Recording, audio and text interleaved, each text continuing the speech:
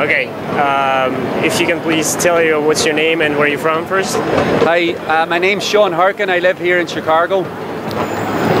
What brought you here today? Well, I've been coming down to the protests here, Occupy Chicago. I think it's amazing that so many people are standing up and speaking out about inequality and many other things. You know, there is 1% of the population that seems to control all the wealth, or the vast majority of the wealth. They're millionaires and they're billionaires. They dominate everything. They have total corporate control. They dominate the courts. They have the police to protect their wealth.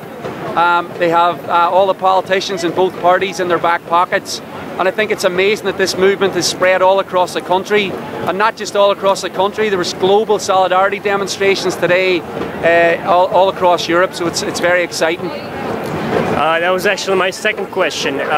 What do you think? What is the significance of this thing happening in the entire world? Well, I think we've had a terrible economic crisis that started in 2007, and the banks got bailed out, as people have been chanting.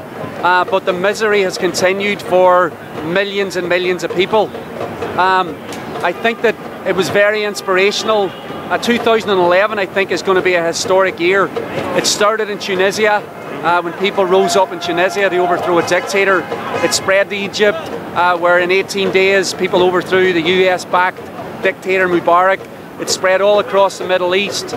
People have been in Europe, have been organising mass protests in Greece, and the occupation of the squares movement in Spain was so inspirational. In the United States, the movement started in Wisconsin when Scott Walker tried to push through an anti-working class, anti-union bill, and thousands of people occupied the state capitol for 17 days.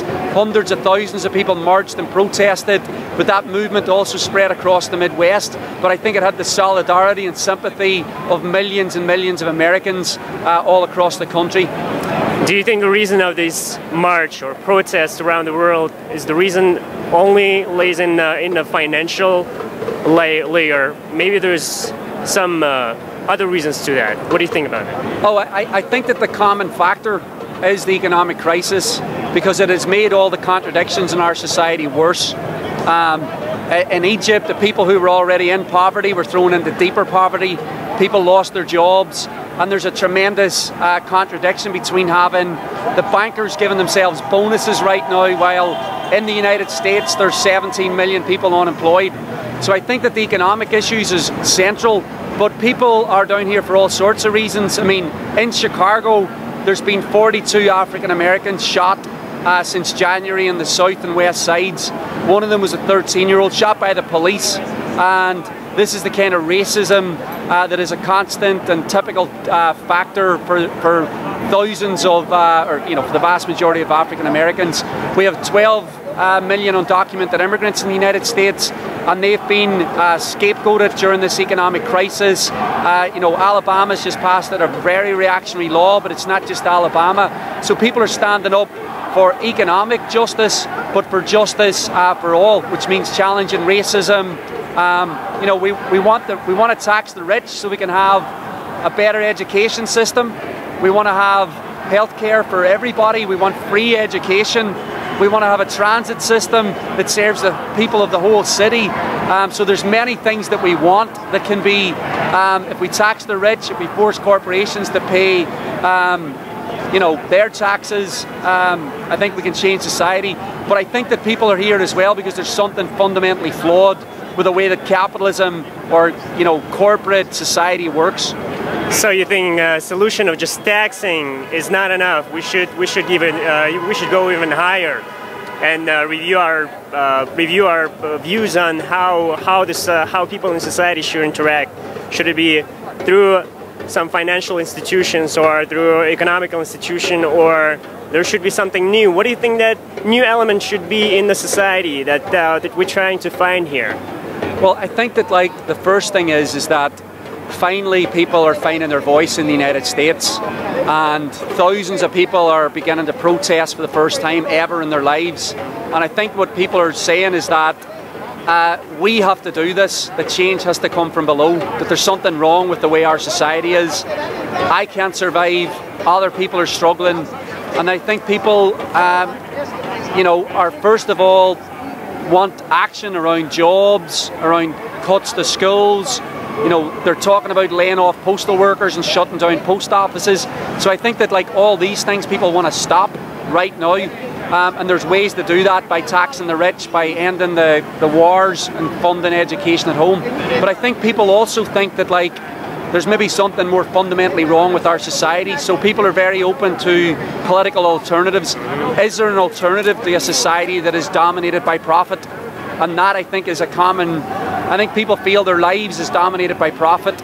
So, I'm a socialist, so I think that like socialism is the alternative. I think we can have a society where the vast majority of people who produce everything in society should be able to democratically control it and decide what our society looks like, and have a different relationship to the environment, have a different relationship, have a global relationship of solidarity and cooperation rather than war and hostility. I don't think that's everybody's view yet. I think people are debating it out. For example, there's an education committee that's part of Occupy Chicago. They've started organising outdoor teachings. There was one today on the Communist Manifesto. There was about 150 people here. A lot of people had never read the Communist Manifesto. I think some people had never heard of it, but it was a very engaging debate, and I think people, because they're now engaging in activism and activity, are beginning to think through and ask big questions about what can we do right now and how can we change society, and can we change society, and who can actually do that. I guess my final question is going to be, try to describe the final stage of society, maybe in the entire world, what the society should look like. Sure. Well, I mean, I think that like, I want to see a society that is free from exploitation, that is free from oppression. I don't think one or any group of people should be allowed to exploit and oppress other people. I think that that would be a great society to live in.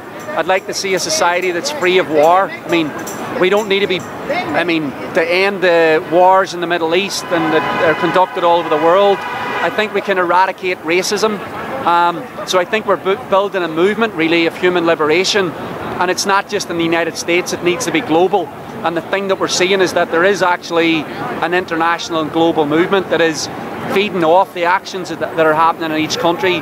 For many people here, the inspiration was Tahrir Square and people rising up against the odds in Egypt, but also people have been inspired by what happened in Spain with the occupation of the squares and the general strikes. I think that we are now inspiring people around the world, and I think it has to be, we have to look for a world that is not based on profit, but is really based on what are the human needs of the vast majority.